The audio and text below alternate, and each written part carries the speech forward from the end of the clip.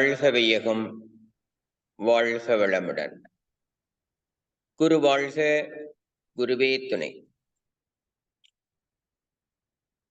இல்லறத்தில் புரிதலே பெரிய தவம் என்ற தலைப்புல நாம் இன்று சிந்திக்க இருக்கின்றோம். அனைத்து ஆன்மீக அன்பர்களுக்கும் எனது காலை வணக்கங்களும் வாழ்த்துக்களும். சில விஷயங்களை இந்த குடும்ப வாழ்க்கையில புரிய மறுத்ததால் இன்றைய குடும்ப வாழ்க்கை மிகப்பெரிய கேள்விக்குறியாக அமைந்து கொண்டிருக்கிறது.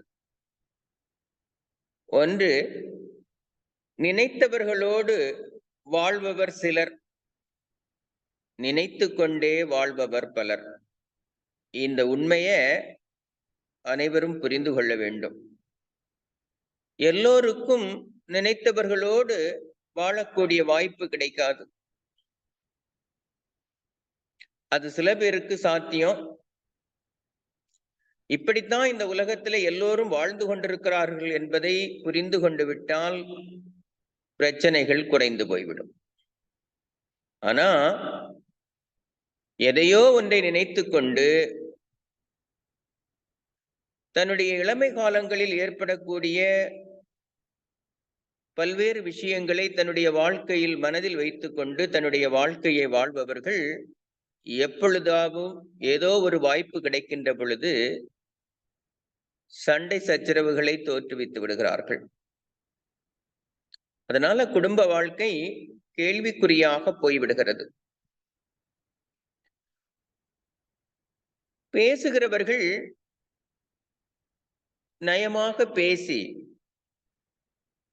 தனக்கு வேண்டிய காரியங்களை சாதித்துக் கொள்ளுகிறார்கள். தன்னிடம் தன்னுடைய துணை பேசுவதை விட மற்றவர்கள் பேசுவதை அதிகம் விரும்பக்கூடிய ஒரு சமூகம் இன்று மலர்ந்திருக்கிறது. இவர்களுக்கு என்ன புரியவில்லை என்று கேட்டால், உண்மையான வார்த்தைகள் ஒருபோதும் அழகாக இருந்ததில்லை. அழகான வார்த்தைகள் ஒருபோதும் உண்மையாக இருந்ததில்லை. இதை அவர்கள் உணர்வதே இல்லை. தன்னிடம் அழகாக பேசுகிறவர்களை உண்மையானவர்கள் என்று நம்பி இருக்கின்ற இல்லறத்தை இழந்துவிடக்கூடிய ஒரு கொடுமையை பார்க்கின்றோம். இல்லறம் இதை விட ஒரு சிறந்த நல்லறம் கிடையாது. மகரிஷி நல்ல குடும்ப வாழ்க்கை அமைவதற்கே ஒருத்தருக்கு ஒருத்தர் விட்டு கொடுத்து சகிப்புத்தன்மையோடு வாழ வேண்டும் என்று சொல்லுகிறார். ஆனால் இன்றைய சமூகம் அழகான வார்த்தைகளில் மயங்கி கிடக்கின்றது. உண்மைகளை தேடுவதே இல்லை. அதனால இந்த வாழ்க்கை மிக பெரும் கேள்விக்குறியாக மாறிக்கொண்டே இருக்கிறது.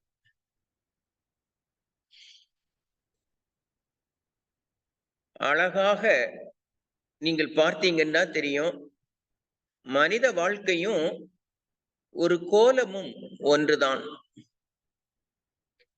எவ்வளவு அழகாக இருந்தாலும் ஒரு நாள் அழிய போகிறது. அழிந்த பின் அள்ளினால் ஒரு பிடி மட்டுமே மிஞ்சும். அது கோலமாக இருந்தாலும் சரிதான், வாழ்க்கையாக இருந்தாலும் சரிதான். இங்கே பல பேர் இந்த மேல்தனமான வாழ்க்கை அவைகளை நேசிக்கிறார்கள். உள்ளபூர்வமான உணர்வு பூர்வமான வாழ்க்கையை நேசிப்பதில்லை. அது வாழ்க்கையில பெரும் சிக்கலாக தோன்றிவிடுகிறது. ஒரு நல்ல வாழ்வுக்கு, ஒரு குடும்ப வாழ்க்கையில சிறப்பாக அமைவதற்கு நம்முடைய முன்னோர்கள் சொன்ன விஷயங்கள் எனக்கு இப்பொழுதும் காதுகளில் ஒலித்துக் கொண்டே இருக்கிறது. அதிகாலையில் விழிப்போரும், இளமையில் உழைப்போரும், முதுமையில் சேமிப்போரும் வாழ்க்கையில் எப்பொழுதும் அமைதியான ஆனந்தத்தை பெறுகிறார்கள். ஆனால் இன்றைய சமூகத்தை நான் பார்க்கின்றேன், அதிகாலை என்பது அவர்களுக்கு புரிவதே இல்லை. நம்முடைய காலகட்டத்தில்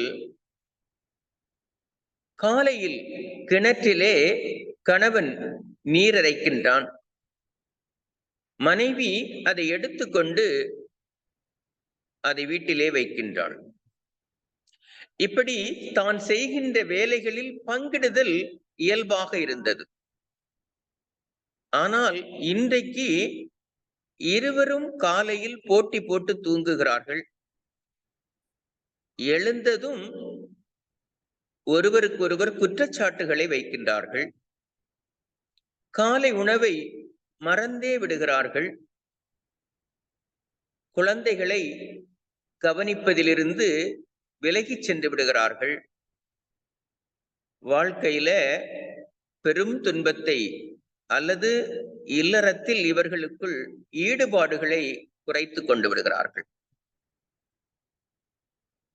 இளமையில் உழைப்பு என்பது இறைவன் கொடுத்த வாய்ப்பு. பல பேர் இதை புரிந்து கொள்வதே இல்லை. சரியான நேரத்துல சரியான காலகட்டத்தில் ஒரு குடும்பம் சிறப்பாக அமைய வேண்டுமானால் பொருளாதாரம் மிக மிக அவசியமாகிறது. அந்த காலகட்டத்தில் உழைத்து நாம் உயர வேண்டும் என்பதை பல பேர் மறந்து விட்டார்கள்.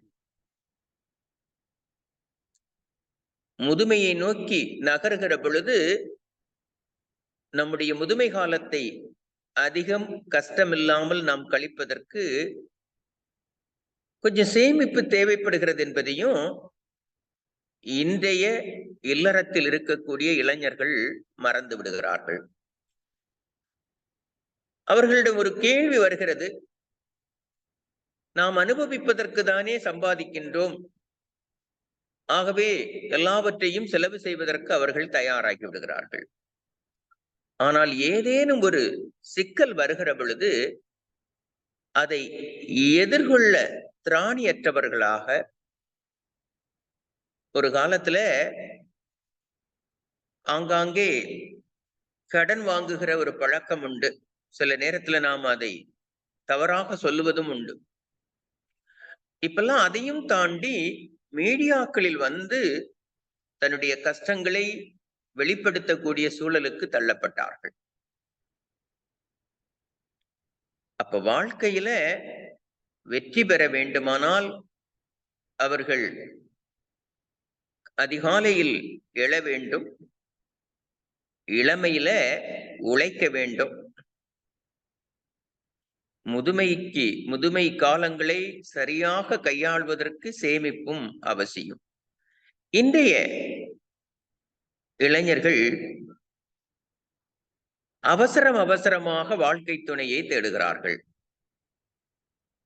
வாழ்க்கை முழுவதும் துணையாக வருபவரை தேடுவதே இல்லை.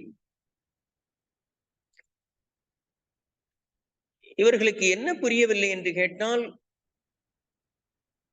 தான் பார்த்தவுடன் அல்லது தனக்கு ஏற்படுகிற பழக்கத்தில் இருப்பவர்கள் எல்லாம் தன் வாழ்க்கைக்கு உகந்தவர்கள் என்று இவர்கள் நினைத்து விடுகிறார்கள். வாழ்க்கை என்பது வேறு, பழக்க வழக்கம் என்பது வேறு. ஒருத்தர் ஒருவரை பார்க்கின்ற பொழுது தன் வெளிப்படுத்தக்கூடிய அன்பை வாழ்நாள் முழுவதும் வெளிப்படுத்துவதற்கு தகுதியுடையவரா என்பதை புரிந்து கொள்ள மறுக்கிறார்கள். எப்படியோ இவர்கள் திருமணம் முடிந்த பிறகாவது ஒரு சிறந்த வாழ்க்கையை வாழ வேண்டும் என்று மகரிஷி விரும்புகிறார். அதனால்தான் குடும்ப அமைதி என்ற மிகப்பெரிய விஷயத்தை மகரிஷி காலங்காலமாக எல்லாருக்கும் போதிக்க சொன்னார். ஆனால் இன்றைய குடும்பம் அப்படி இருக்கிறதா? இவர்கள் எதை புரிந்து கொள்ள மறுக்கிறார்கள் என்று கேட்டால், அறிவியல் பூர்வமான சில விஷயங்களையும் ஆன்மீக அறிவியலிலும் இவர்கள் புரிந்து கொள்வதே இல்லை. கணவன் மனைவியும் இல்லறத்தில் ஈடுபடக்கூடிய காலம். மகரிஷி ஒரு முறை பேசுகிற பொழுது சொன்னார், நம்முடைய தேசத்திலே குழந்தைகள் ஏன் இப்படி இருக்கிறது என்று கேட்டபோது, சுமார் 70% குழந்தைகள் எப்படி பிறக்கிறது என்று தெரிகிறதா என்று கேட்டு ஒரு வாசகத்தை சொன்னார். 70% குழந்தைகள் தண்ணி அடித்து விட்டு அந்த போதையை தணிப்பதற்காக பிறந்த குழந்தைகள் என்றார்.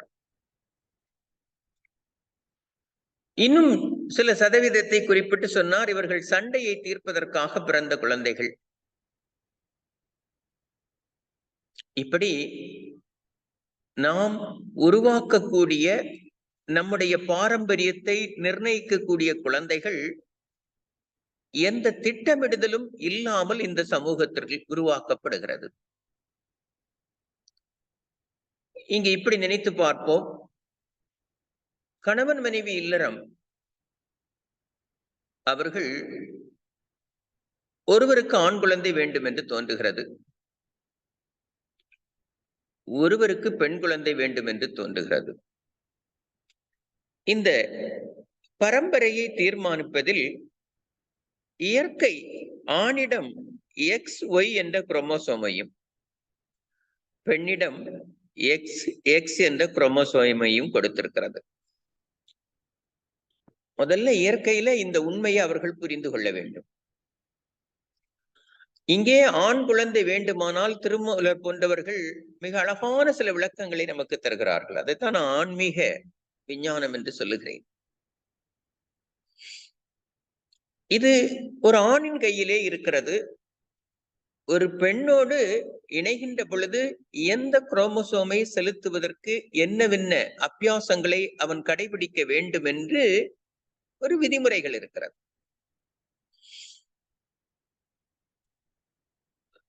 இப்ப வலது புறம் மூச்சு ஓடுகிற பொழுது இந்த நிகழ்வு நடந்தால் ஒரு ஆண் குழந்தை என்றும், அப்ப அதற்கு நான் என்ன செய்ய வேண்டும்? இருவரும் விரும்பி இருவருக்குள்ளே இந்த புரிதல் இருந்தால் மட்டும்தானே இது சாத்தியம். அப்படிப்பட்ட புரிதல் நம்மிடம் இருக்கிறதா என்று கேட்டால் இல்லை. எது வேண்டும் என்று நினைக்கிறவர்கள், ஒன்று செயலை செய்ய வேண்டும் என்று நினைப்பவர்கள் அதற்கு தகுந்த வாழ்க்கை முறையை பின்பற்றுவதில்லை. அங்கேதான் இவர்கள் தோற்று போய்விடுகிறார்கள்.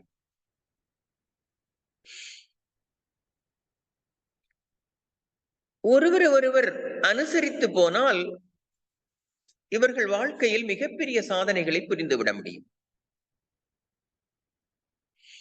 ஏன்னா இந்த பரம்பரையை தீர்மானிப்பதில் ஆரம்பிச்சு எத்தனையோ பிரச்சனைகளை இவர்கள் மேற்கொள்ளுகிறார்கள். அப்ப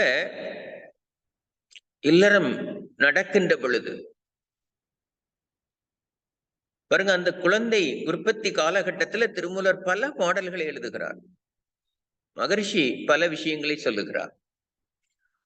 அமாவாசை, பௌர்ணமி, மாதத்தில் முதல் நாள், ஏகாதசி, வருஷத்துல முதல் நாட்கள், இது போன்ற நாட்கள்ல தான் நம்முடைய இளைஞர்கள் பௌர்ணமி போன்ற நாட்களை தனக்கு பிறக்கின்ற குழந்தை நிலவு போல பௌர்ணமி போல இருக்க வேண்டும் என்று தவறான ஒரு மனநிலை இந்த இளைஞர்களிடம் காணப்படுகிறது. ஆனால் மகரிஷியோ அல்லது திருமூலர் போன்றவர்களோ இது போன்ற நாட்களை தவிர்க்க சொல்லுகிறார்கள். அறியாமையே அனைத்து துயரத்திற்கும் காரணம் என்ற மகரிஷியின் வாசகம் என் அடிமனதை உறுத்துகிறது. இவர்களெல்லாம் இந்த உண்மையான அறிவை பெறாமல் இருக்கிறார்களே என்று மனம் வலிக்கின்றது. இது போன்ற நாட்களை அதிகமாக உண்ணுகிறார்கள்.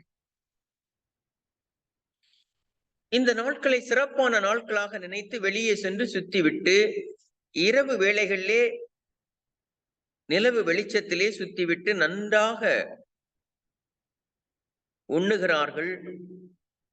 அந்த உணவு உள்ளே போனவுடனே உறவு கொள்ள வேண்டும் என்ற நிலைகளுக்கு இவர்கள் தள்ளப்படுகிறார்கள். அதிலே உருவாகின்ற குழந்தைகள் இன்னைக்கு நிறைய இடங்கள்ல நான் பார்க்கின்ற பொழுது மனம் வலிக்கின்றது. ஆட்டிசம், ஸ்பெஷல் சைல்டு, மூளை வளர்ச்சி குறைந்த குழந்தைகள் அதிகரித்துக் கொண்டே வருகிறார்கள். அதற்கான நிறைய பள்ளிக்கூடங்கள் ஆங்காங்கே தோன்றி இருக்கிறது. பல லட்சங்களை அவர்கள் இவர்களிடமிருந்து பெற்றுக் கொள்கிறார்கள். இதெல்லாம் பார்க்க பொழுது எங்கே இந்த தவறு தொடங்குகிறது, ஏன் என்ற கேள்வி நமக்குள் எழுகிறது. ஏன்னா இவர்களிடம் தாம்பத்தியத்தில் அல்லது தாம்பத்தியத்தின் போது அமைதியான நிலையோ மன தெளிவோ நல் உணர்வுகளோ நாளை இந்த சமூகத்தை காக்கின்ற ஒரு ஜீவனை உருவாக்குகிற போறோம் என்ற உணர்வு எதுவுமே இன்றி மயக்கத்திலே வேகத்திலே இவர்கள் உண்ட உணவு ஜெரிப்பதற்காக ஒரு குழந்தையை உற்பத்தி செய்கின்ற பொழுது அங்கு சீரான சுவாசமும் இல்லை, சிறப்பான குழந்தை பிறப்பும் இல்லை. இதெல்லாம் அவசர அவசரத்தில் நடந்து விடுகிறது. திருமூலர் போன்றவர்கள், நம்முடைய மகரிஷி போன்றவர்கள் பல அற்புதமான விஷயங்களை நமக்கு சொல்லுகிறார்கள். மலம் தங்கி இருக்கக்கூடாது, சிறுநீர் தங்கி இருக்கக்கூடாது. இது போன்றவைகள் எல்லாம் தங்கி இருந்தால் குழந்தை ஊமையாகவோ முடமாகவோ குருடாகவோ அல்லது மந்த குணம் படைத்ததாகவோ பிறந்து விடுவதற்கு, குறையுள்ள குழந்தைகள் பிறப்பதற்கு நிறைய வாய்ப்புகள் இருக்கென்று நம்முடைய விஞ்ஞானம் விளக்குகிறது. இந்த அற்புதமான விஷயங்களை எல்லாம் நம்முடைய இளைய சமூகம் மறந்து விடுகிறதா அல்லது அதை அறிந்து கொள்ள மறுக்கிறதா என்பதுதான் என்னுடைய கேள்வி. இதையெல்லாம் புரிந்து கொள்ளாததால் இன்று பெரும் துன்பங்களை இவர்கள் அனுபவித்துக் கொண்டு வருகிறார்கள். இது ஒரு பக்கம். அடுத்தது நீங்கள் பார்த்தீர்களானால், ஒரு ஆராய்ச்சியிலே ஒருவர் ஒரு கட்டுரையை எழுதி கொண்டு வருகிற பொழுது சொன்னார், பெண்கள் 180 டிகிரி கோணத்தில் நமக்கு அருகாமையில் உள்ளவற்றை நன்கு பார்க்கக்கூடியவர்கள். ஆனால் இவர்களால் தூர இருப்பவற்றை தெளிவாக பார்க்க முடியாது. சற்று மாறாக ஆண்கள்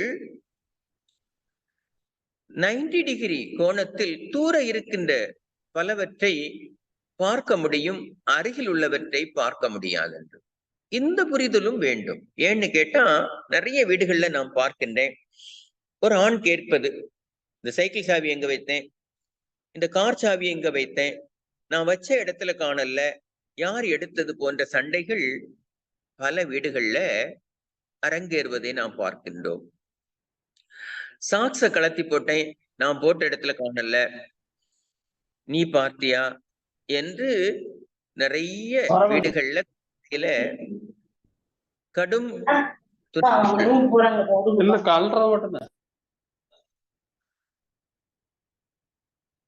சண்டைகள் நடந்து கொண்டிருப்பதை நாம் பார்க்க முடியும்.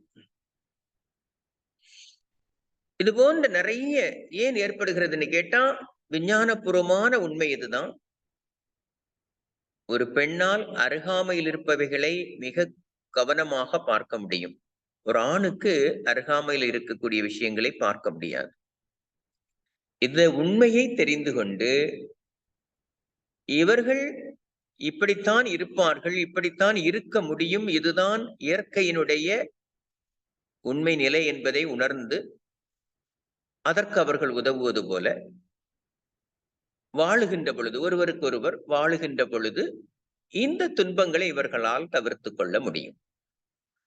பட் இந்த உண்மைகளை எல்லாம் இவர்கள் உணர்ந்து கொள்வதற்கு நேரம் ஒதுக்குவதும் இல்லை, இந்த உண்மைகளை அறிந்து கொள்ள விரும்புவதும் இல்லை. இதனாலதான் நீங்க பாத்தீங்கன்னா தெரியும், இந்த பக்கத்துல இருப்பதை பார்ப்பதனால ஒரு பெண் எளிமையாக ஒரு ஊசியில நூலை கோர்த்திட முடியும். அத ஒரு ஆணுகிட்ட கொடுத்தா பல மணி நேரம் ஆகும். அதே போல பெண்களின் மூளை ஒரே நேரத்துல பல வேலைகளை செய்யும் திறன் படைத்தது. அவங்களால தொலைக்காட்சியை பார்த்து கொண்டே சமைக்க முடியும், போன் பேசிக்கொண்டே தொலைக்காட்சி பார்க்க முடியும், மற்றவர்களிடம் பேசிக்கொண்டே குழந்தைகளை கவனிக்க முடியும். ஆனால் இவைகள் எல்லாம் ஆண்களால் முடிவதில்லை.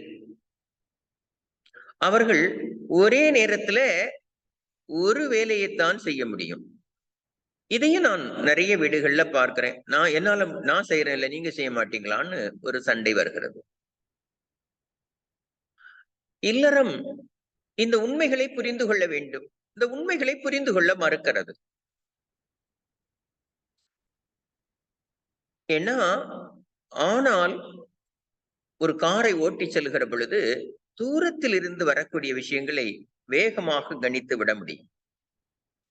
அதற்கு தகுந்தாற்போல் அவர் தன்னை மாற்றிக் கொள்ளவும் முடியும். ஆனால் பெண்கள் வண்டிகளை ஓட்டுகிற பொழுது அவர்கள் ஓட்டுவதில் கவனம் இருக்கும், ஆனால் தூரத்தில் இருந்து வருகிறவர்களை கவனிப்பது சற்று குறைவாக இருக்கும். நிறங்களை கையாள்வதில் கூட ஆணுக்கும் பெண்ணுக்கும் நிறைய வித்தியாசம் உண்டு. நான் நிறைய துணிக்கடைகளுக்கெல்லாம் செல்லுகிற பொழுது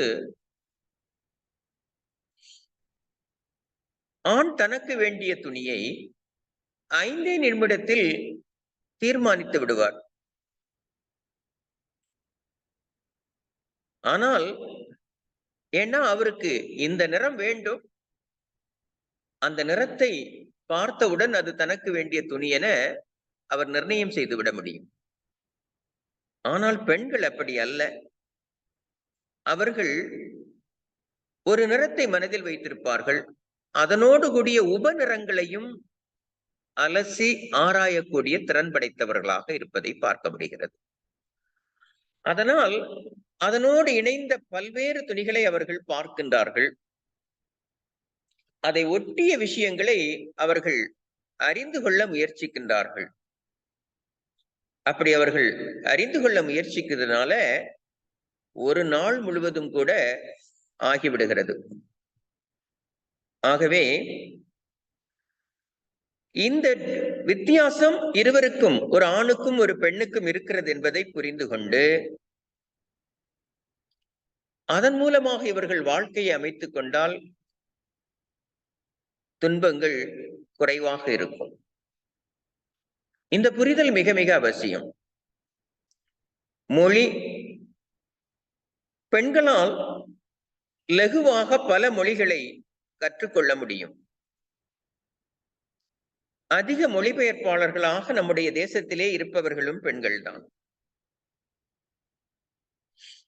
3 வயது ஆண் குழந்தையை விட பெண் குழந்தைகள் அதிக வார்த்தை தெரிந்து வைத்திருக்கிறார்கள். ஒரு நாளைக்கு ஒரு பெண் 7000 வார்த்தைகளை பேசுகிறார். ஆனால் ஆணோ 2000 வார்த்தைகளை மட்டுமே பேசுகிறார். நாம் அடிக்கடி சொல்லுகிற குற்றச்சாட்டு, வளவளவென்று பேசிக்கிட்டே இருக்காங்க, தேவையில்லாத பிரச்சனைகளை பேசி சண்டைகளை இழுத்து விடுறாங்க, அதனால குடும்பத்துல பெரும் சிக்கல் தோன்றுகிறது என்று நாம் சொல்லுகிறோம். ஆனால் இயல்பு அதுதான் என்பதை இருவரும் புரிந்து கொண்டு விட்டால் இந்த வாழ்க்கை துன்பமுடையதாகாது. பகுத்துணரும் திறனும் இருவருக்கும் வேறுபடுகிறது. ஒரு பிரச்சனையை பகுப்பாய்வு செய்வதில் ஆண்கள் வல்லவர்களாகவும், எந்த பிரச்சனைக்கு எளிதில் தீர்வு கண்டு விடக்கூடியவர்களாகவும், எடுக்கின்ற முடிவுகளில் தீர்மானமாகவும் இருப்பதை பார்க்க முடிகின்றது. ஆனால் அந்த அளவு பெண்களால் இவைகளை பகுப்பாய்வு செய்துவிட முடியாது என்று அந்த கட்டுரை நமக்கு கூறுகிறது.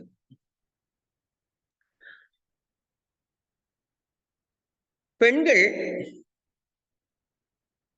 சாதாரணமாக ஆண்களுடைய உடல் மொழிகளை மிக வேகமாக படித்துவிட முடிகிறது. ஒரு ஆணினுடைய முகத்துல ஏற்படக்கூடிய சோர்வு, விரக்தி, கவலை, கோபம், சந்தோஷம் என எந்த நிலையில் ஒரு ஆண் வீட்டுக்குள்ளே வருகிறார் என்று ஒரு பெண் எளிமையாக கண்டுபிடித்து விடுவாள். ஆனால் ஆண்களால் அவ்வளவு எளிதாக இவைகளை கண்டுபிடித்து விட முடியாது. அவர்கள் என்ன பொய் பேசினாலும் அதை நம்பக்கூடியவராக ஒரு ஆண் இருப்பதை பார்க்க முடிகிறது. பெண்கள் பொய் பேசுவதை ஆண்களால் ஒரு காலம் கண்டுபிடிக்க முடியாது. பெண்கள் பேசும்போது 70% முகமொழிகளையும் 20% உடல் மொழியையும் 10% வாய்மொழியையும் வெளிப்படுத்துகிறார்கள். ஆனால் ஆண் ஒரே விதமான மொழியை மட்டுமே வெளிப்படுத்தக்கூடியதை பார்க்க முடிகிறது. ஆண்கள் பிரச்சனைகளை திட்டமிட்டு முடிவெடுத்து தீர்க்கின்றார்கள். பெண்கள் உணர்ச்சி மூலம் தீர்க்கின்றனர். அழுது ஆர்ப்பாட்டம் பண்ணி அவைகளை சாதிப்பவர்களாக இருக்கிறார்கள். இதெல்லாம் அவர்களுடைய இயல்பில் அமைந்திருக்கிறது என்பதை இவர்கள் புரிந்து கொள்ள வேண்டும். அதனால அவ அப்படிதான் ஒரு முடிவுக்கு வரக்கூடாது. இதுதான் இயற்கையினுடைய நிகழ்வு, இயற்கை இப்படிதான் இவர்களை உருவாக்கி இருக்கிறது என்பதை உணர்ந்து கொண்டு விட்டால், இந்த புரிதல் வந்துவிட்டால் இந்த வாழ்க்கை சிறப்பாக அமையும். மகிழ்ச்சியின்மை பெண்கள் தன் அன்பு உறவுகளிடம் பிரச்சனைகள் ஏற்பட்டால் வேலையில் அவர்களால் கவனம் செலுத்த முடியாது. ஆனால் ஆண் அப்படி அல்ல. பிரச்சனை ஒரு பக்கம் இருந்து கொண்டே இருக்கும், அவனுடைய வேலைகளையும் மறுபுறம் அவன் செய்து கொண்டே இருப்பான். அவனிடம் உறவுகளோடு சரியாக கலந்து கொள்ளவும் முடியும். ஆனா பெண் அப்படி அல்ல. ஒரு பிரச்சனை என்று வந்துவிட்டால் உறவுகளோடு சரியாக கலந்து கொள்ள முடியாமல் போய்விடும். சில விஷயங்களில் ஒதுங்கி இருக்க முயற்சிப்பார்கள். இதெல்லாம் இயற்கையில அமைந்த குணங்கள் என்பதை உணர்ந்து கொண்டு விட்டீங்கன்னா இந்த வாழ்க்கை சிறப்பாக அமையும். ஞாபக சக்தி, இலக்குகளை ஆண்களால் அதிகமாக நினைவு வைத்துக் கொள்ள முடியும். மறந்துடுவாங்க. இலக்குகளை இவர்கள் மறந்து விடுகிறார்கள். பிள்ளைகளில் பிறந்த நாள், திருமண நாள், இப்படி யாராவது அவர்களிடம் கேட்டால் மனைவியிடம் கேட்டுதான் சொல்வார்கள். ஏன்னா இவைகளை எல்லாம் மறக்காமல் வைத்துக் கொள்வார்கள் பெண்கள். சொல்லிக் கொடுத்தாலும் ஆண்கள் சில நேரத்துல இவைகளை எல்லாம் மறந்துவிடக்கூடிய ஒரு சூழல் உருவாக்குகிறது. ஒருவரை ஒருவர் அனுசரித்து போனால் இந்த உலகையே தனக்குள் அடக்கிக் கொள்ள முடியும் என்பதை இந்த கணவன் மனைவி இருவரும் உணர வேண்டும். ஆனா இவர்கள் தனக்குள்ளே அனுசரித்து போவதில்லை. ஆனால் உலகையே வெற்றி கொள்ள வேண்டும் என்று நினைக்கிறார்கள். ஒருவரை ஒருவர் துன்பப்படுத்துகிறார்கள். மகரிஷி சொல்லுவாங்க, அவரவர் வாழ்க்கை துணையை துன்பப்படுத்தினா துன்ப அலை எழுந்து வந்து தாக்கியவரையே தாக்கும். இந்த உண்மைகள் இவர்களுக்கு புலனாவதே இல்லை. தான் செய்ததுதான் தனக்கு திரும்ப வருகிறது என்பதை இவர்கள் ஏற்றுக்கொள்வதில்லை.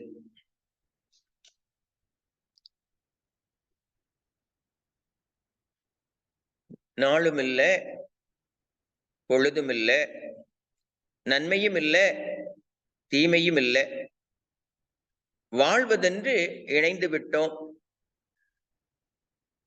உண்மையை நினைத்து பார்ப்போம், வஞ்சமின்றி மகிழ்ந்திருப்போம்னு சொன்னோம். இங்கே வாழ்வதற்கு தான் வந்திருக்கிறோம். நாளோ பொழுதோ மற்ற விஷயங்களை எல்லாம் அனலைஸ் பண்ணுவதற்காக அல்ல. நாம் இங்கே வாழ முயற்சிக்கின்றோம். வாழணும்னா இருவரும் அதற்குரிய மனநிலைகளை பெற வேண்டும். இல்லைன்னா அது பெரும் துன்பமாக மாறிவிடும். ஒரு ஆணுக்கு தாய் சரியாக வாய்க்கவில்லை என்றால் அவனுடைய இளமை காலம் கேள்விக்குறியாக மாறிவிடுகிறது. சரியான சகோதரி அமையவில்லை என்றால் பாசம் கேள்விக்குறியாக போய்விடுகிறது. நல்ல காதலி வாய்க்கவில்லை என்றால் அவனுடைய இளமை காலம் நிம்மதியற்று போய்விடுகிறது. மனைவி சரியாக வாய்க்கவில்லை என்றால் அவனுடைய பிறவியே கேள்விக்குறியாக மாறிவிடுகிறது. மனைவியை அன்பால் வெற்றி கொள்பவன் சொர்க்கத்துக்கு நிகரான வாழ்க்கையை வாழ முடியும் என்கிறார்கள்.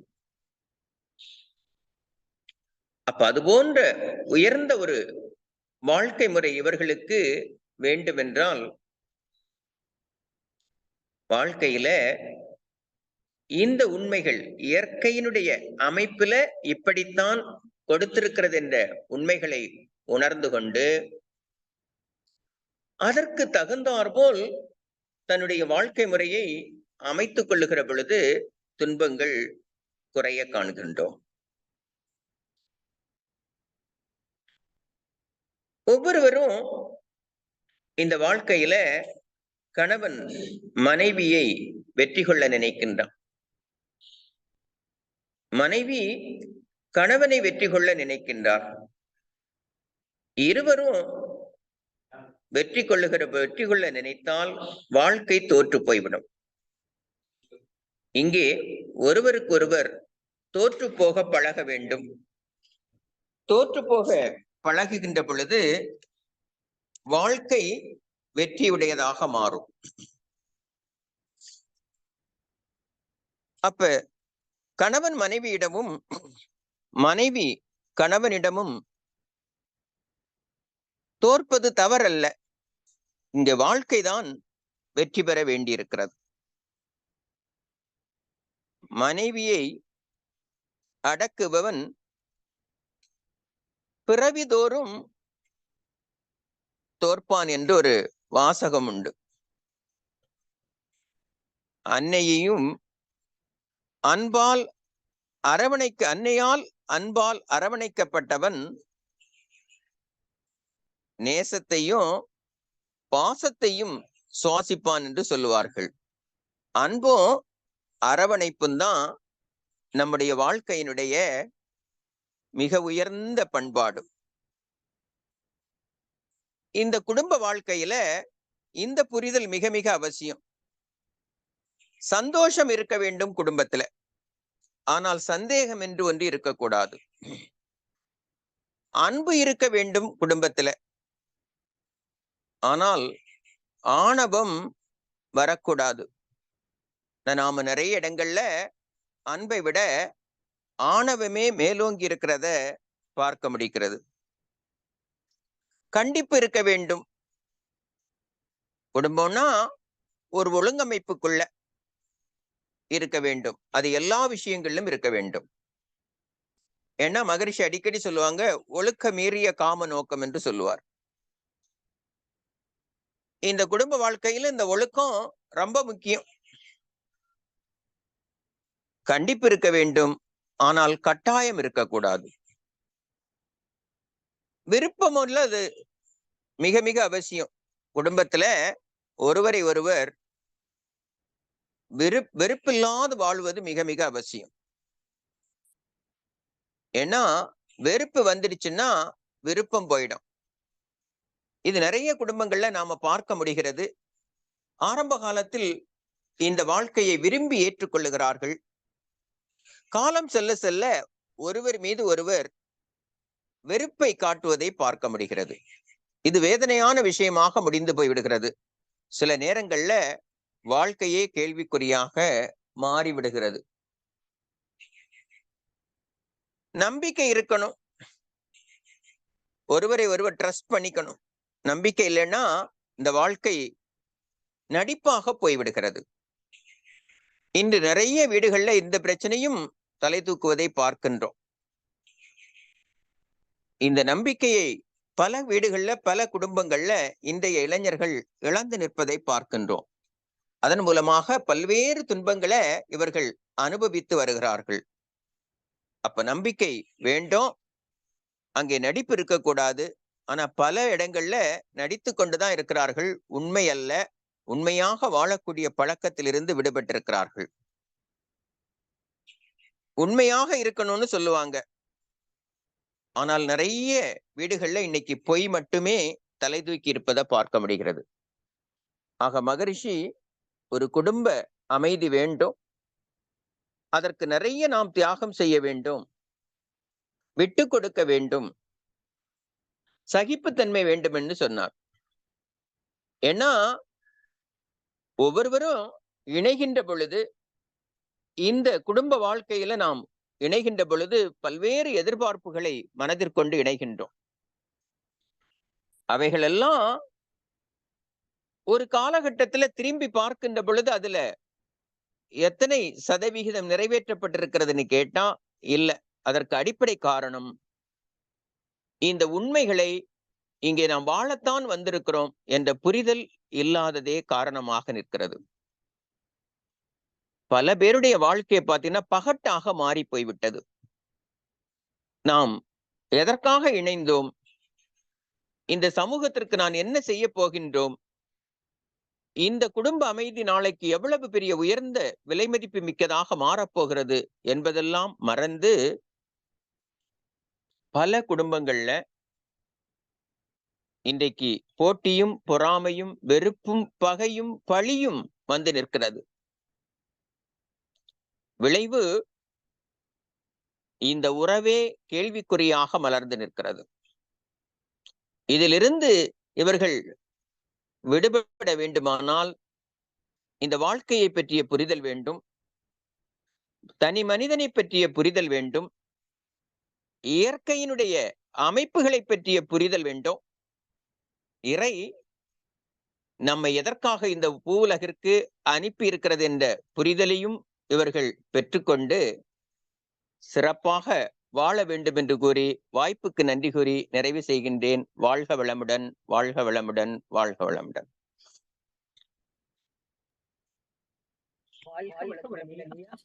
சிறப்பான ஒரு சிந்தனையாக இல்லறத்து விடுதலை பெரிய தவம் என்ற தலைப்பில் ஐயா அவர் சிந்தனையை தந்தார்.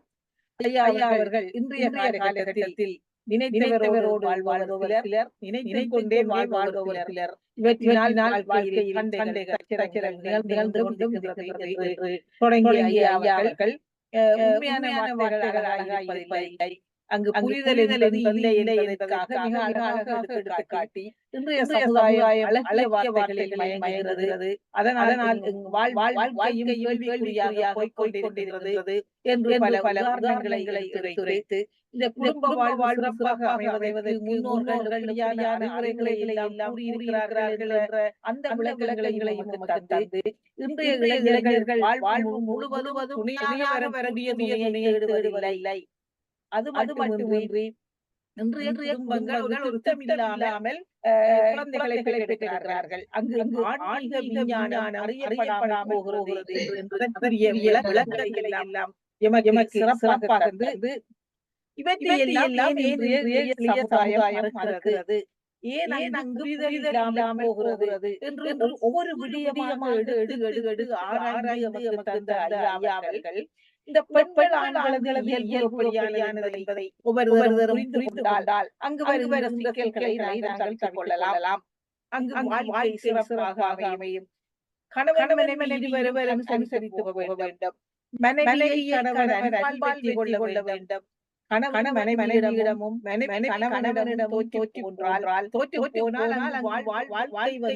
காண்பது பல உதாரணங்களை நாளாக வாழ்க்கையில் நடக்கின்ற ஒவ்வொரு விடயங்களையும் எடுத்து அழகாக பல உதாரணங்களை போட்டு இல்லறத்தில் புரிதல் என்பது எவ்வளவு முக்கியம், அது ஒரு பெரிய தவம் போன்றது என்று இந்த வாழ்க்கையை பற்றி தனி மனிதன் பற்றி இயற்கை நியதிகளை பற்றி எல்லாம் இருந்தால் நாங்கள் இல்லறத்தை நல்லறமாக கொண்டு போகலாம் என்று மிக அழகான ஒரு சிந்தனையை தந்த ஐயா அவர்களுக்கு எமது நன்றிகளும் வாழ்த்துக்களும். வாழ்க வளமுடன் ஐயா.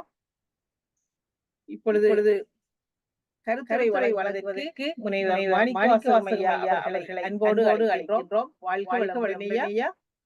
வாழ்க வளமுடன், வாழ்க வளமுடன். அம்மா எக்கோ வருதுமா உங்களுதுல ரகுபாலம்மா? பக்கத்துல இன்னொரு செல்போன் அல்லது ஏதோ ஒண்ணு கம்ப்யூட்டர் இது வாய்ஸ் பக்கத்துல கம்ப்யூட்டர் ஏதோ மைக் ஆன் பண்ணிருந்தீங்கன்னா இந்த எக்கோ அடிக்கும்.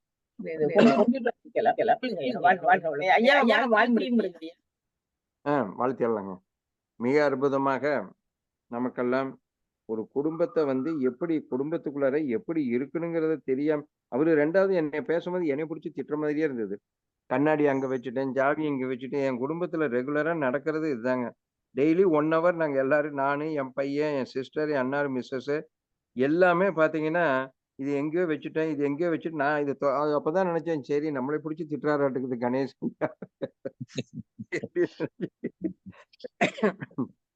இல்லறத்தில் புரிதலே மிகப்பெரிய அது ஒரு தவம்.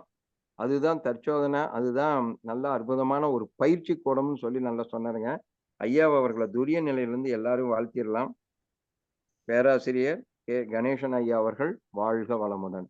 அவர்களுடைய உடல்நலம், மனநலம், குடும்ப நலம், நட்பு நலம் வாழ்க வளமுடன். அவர்களுடைய ஆன்மீக தொண்டு வாழ்க வளமுடன். யாழ் மண்டலம் வாழ்க வளமுடன். அந்த மண்டலத்தில் இருக்கும் அறங்காவலர்கள் அனைவரும் வாழ்க வளமுடன். இந்த இணைப்பில் கலந்து கொண்டுள்ள அத்தனை நல்லுள்ளங்களும் வாழ்க வளமுடன். அவர்களுடைய உடல்நலம், மனநலம், குடும்ப நலம், நட்பு நலம் வாழ்க வளமுடன். மிக அற்புதமா இருக்குதுங்க ஐயா, ரொம்ப அற்புதம். திருப்பி எங்க ஜூம்ல ஒரு தனியா பேசுங்க, அறிவியல் அரங்கத்துல கொஞ்சம் பேசணும் நீங்க. வாழ்த்துக்கள், நன்றி. வாழ்க வளமுடன் ஐயா, வாழ்க வளமுடன். நன்றி ஐயா. சிறப்பான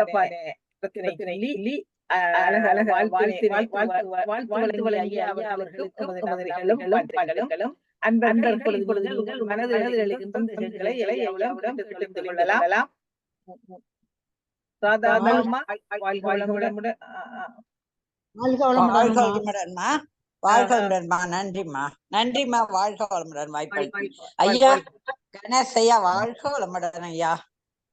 வாழ்க வளமுடன் ஐயா. ரொம்ப நாள் ஆச்சுங்க ஐயா உங்க ஸ்பீச்சை கேட்டு. இன்னைக்கு மீண்டும் கேட்டதில் மிக்க மகிழ்ச்சிங்க ஐயா.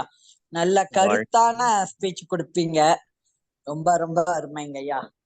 அப்படியே அதுலயே நனைஞ்சிட்டோம் நாங்க. இப்போ அப்படியே உட்கார்ந்துருக்கோம் எதை மாத்திக்கணும் அப்படின்ட்டு. வாழ்க வளமுடன் ஐயா. நன்றிங்க ஐயா. நன்றிங்கம்மா. வாழ்க வளமுடன். வாழ்க வளமுடன்மா ஐயா. ரொம்ப சிறப்புங்க ஐயா. வாழ்க்கைங்கிறது கோலங்கள் மாதிரி அருமையா எடுத்து சொன்னீங்க. அற்புதமா இருந்தது. நமக்கு மாணிக்க வாசகங்க சொன்ன மாதிரி எங்க குடும்பத்துல அப்படியே நடக்கிறத விட்டு விட்டு எல்லாம் அப்படியே வச்ச மாதிரியே இருந்தது. உண்மையா கட்டாயம் இந்த திருமணம் ஆக போறவங்க ஆனவங்க எல்லாரும் அவசியம் இதை கேட்டாங்கன்னா வாழ்க்கை அற்புதமா இனிமேல் வரவங்களாவது நல்லபடியா கொண்டு போக முடியும் அப்படின்னு நினைக்கிறவங்கய்யா. ரொம்ப அற்புதம்யா. புது புது கருத்துக்கள், பெண்களுக்குரிய குணங்கள், ஆண்களுக்குரிய குணங்கள், இதெல்லாம் இப்படிதான் இருக்குதா, அதனாலதான் மாத்திக்க முடியலையோ அப்படிங்கலாம் நினைக்கிற அளவுக்கு அருமையா இருந்ததுங்க. ரொம்ப சிறப்பு. சொன்ன மாதிரி கட்டாயம் நீங்க விடுதலை அரங்கத்துல வந்து மறுபடியும் ஒரு தடவை பேசணுங்கய்யா. திருப்பி திருப்பி எல்லாரும் கேட்கணும். வாழ்த்துக்கள். பணி சிறக்கட்டும் ஐயா. வாழ்க வளமுடன். வாழ்க வளமுடன். வாழ்க வளமுடன். கிருபாநிதி அம்மா வாழ்க வளமுடன். ஐயா வாழ்க வளமுடன். வாழ்க வளமுடன்.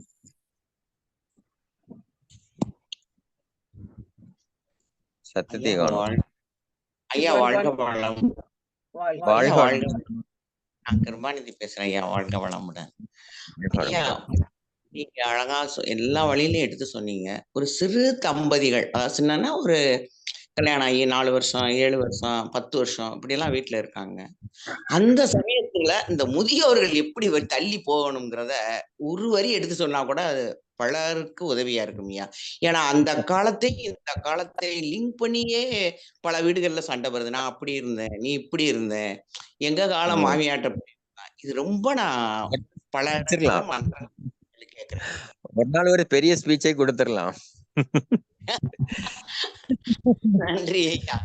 நன்றி. இல்ல நான் நிறைய இப்ப நாங்க வயசானவங்க ஒரு செட்டு உட்கார்ந்துருப்போம். இவங்களுக்குள்ள ஒரு பேச்சு நடக்கும். அங்கிட்டு ஒண்ணு உட்கார்ந்துருக்கோம். மன்றத்திலேயே இந்த பேச்சு நடக்குது. நன்றி ஐயா. கண்டிப்பா வாழ்த்துக்கள் ஐயா. வாழ்க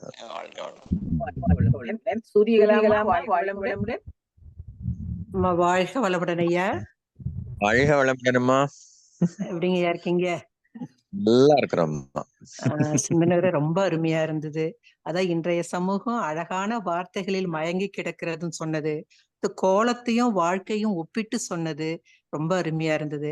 அதுக்கப்புறம் ஒரு சிந்தனை, அதிகாலையில் விழிப்போர், இளமையில் உழைப்போர், முதுமைக்கு சேமிப்போர். ரொம்ப அருமையான டச்சுங்க ஐயா. கண்டிப்பா அது ஃபாலோ பண்ணணும் நம்ம. அந்த ஆண் குழந்தைய பற்றி ஒரு சொன்னீங்க, பட் நம்ம இதுல ஃபாலோ பண்றோம்.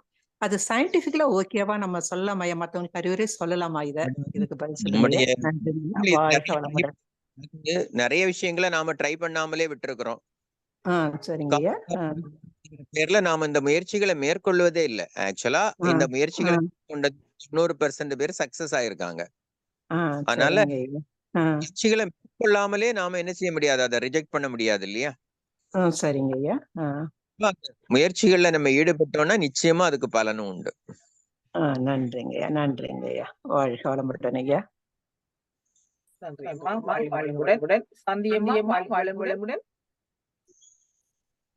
ஐயா வாழ்க வளமுடன் ஐயா. வாழ்க வளமுடன்மா. அருமையா இருந்தது ஐயா. எல்லாருக்குமே ஒரு மோட்டிவான ஸ்பீச் அன்னைக்கு. என்னோட கேள்வியா, முன்னாடி எல்லாம் பெரியவங்க சொன்னா வீட்டுல இருக்கிறவங்க, குடும்ப தலைவர் தலைவி குழந்தைங்க எல்லாருமே கேட்பாங்க. இப்ப குழந்தைங்க கூட அவங்க சொல்றதுதான் கேட்கணுங்கிற சூழ்நிலை வந்துருச்சியா. அவங்க பேசாம இருக்கவும் சொல்ல முடியல, பெரியவங்களையும் நீங்க பேசாம இருக்கவும் சொல்ல முடியல. அந்த மாதிரி சூழ்நிலை எப்படியா நம்ம இருக்க முடியும்? நீங்க இப்ப முதல்ல உங்க குழந்தைகளுக்கு நிறைய செல்லம் கொடுத்து நீங்க உங்க கட்டுப்பாட்டுல வச்சு வளர்க்கறது இல்ல. ஒரு பிள்ளை தானே, நம்ம பிள்ளை தானே, எல்லாத்தையும் வாங்கி கொடுத்து எல்லாமே பண்ணிக்கிட்டு கடைசியில நீங்க எல்லாம் வளர்ந்து உங்க கைமீறி போற போது நீங்க உங்க கட்டுப்பாட்டுல கொண்டு வரணும்னு நினைக்கிற பொழுதுதான் இந்த பிரச்சனை வருது. எல்லாருடைய ப்ராப்ளம் இன்னைக்கு அதுதான். நமக்கு இருக்கிறது ஒரு குழந்தை தானே, இருக்கிறதெல்லாம் அதுக்கு தானே, எல்லாத்தையும் வாரி கொடுப்போம்னு கொடுத்தோம். நாம அதை பெருசா நினைச்சோம். ஆனா ஒரு காலகட்டத்துல நமக்கே அதுவே திரும்ப வருகிற பொழுது நம்மளால தாங்கி கொள்ள முடியல. முதல்ல நம்ம வீடுகளை நம்மளை வளர்த்தது போல ஆரம்பத்துல இருந்து அந்த கட்டுப்பாட்டுக்குள்ள நீங்க வளர்த்து பாருங்க, கண்டிப்பா சரியாகும். சரியா, ரொம்ப நன்றி ஐயா. நன்றி. வாழ்க வளமுடன் அம்மா. நன்றி அம்மா. வாழ்க வளமுடன். மகேஸ்வரி அம்மா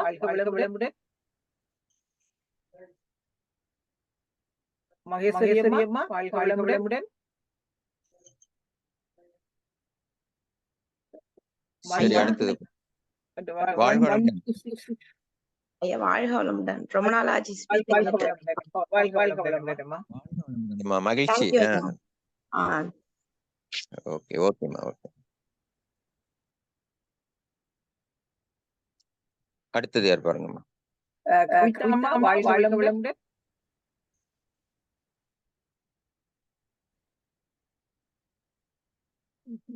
1226 என்ற ஒரு நம்பர்ல ஹேண்ட் ரைட் பண்ணிருக்கீங்க. ஐயா கேக்குதுங்களாங்க ஐயா? வாழ்க வளமுடன் ஐயா. ஐயா வாழ்க சொல்லுங்க. வளமுடன் ஐயா. வாழ்க வளமுடன். வாழ்க வளமுடன் ஐயா. என்னோட கேள்வி வந்து, இப்ப நம்ம நம்ம வீட்ல பெரியவங்க இருக்காங்க. அவங்க வந்து நம்ம பசங்கள நம்ம கண்டிச்சு சில டைம் சொல்லும்போது அவங்க அத புரிஞ்சுக்க மாட்டேங்கிறாங்க. ஏன்னா இப்ப நம்ம செல்லம் குடுக்குறோங்கிறது ஒரு விதம். இப்ப அவங்க வந்து எப்பவுமே சொல்லுவாங்க இல்லைங்களா ஐயா, பெத்த